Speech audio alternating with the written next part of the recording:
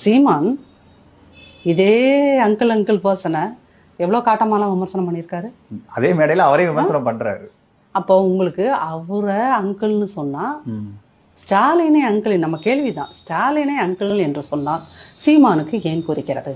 ஏன் கொதிக்குதுன்னு நினைக்கிறீங்க? எல்லாத்தையும் டிவியில பார்த்துட்டே தானே இருக்கோம். நீங்களாம் நேர்ல போய் பாக்குறீங்க, ரிப்போர்ட் கவர் பண்ண போகும்போது பாக்குறீங்க.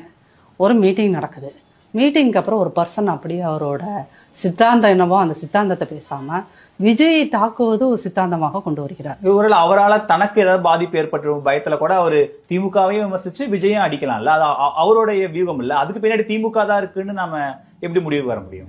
அதை நீங்க அவரு அப்போ இந்த விஜய் என் தம்பி அரசியலுக்கு அவர் வர வேண்டும்னு ஏன் கட்டிப்பிடிச்சீங்க சார்? அப்ப அந்த வியூகம் உங்களுக்கு தெரியலையா? அப்ப அந்த வியூகம் உங்களுக்கு தெரியலையா?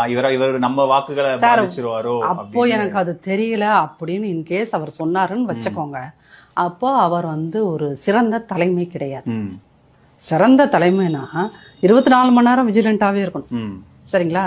தனக்கு முன்னாடி பின்னாடி இங்க என்ன நடக்குதுங்கிற கால்குலேஷன் அவங்க மைண்டுக்குள்ள ஓடிக்கிட்டே இருக்கும். அப்படி ஓடினா மட்டும் தான் நீங்க கட்சி நடத்த முடியும்.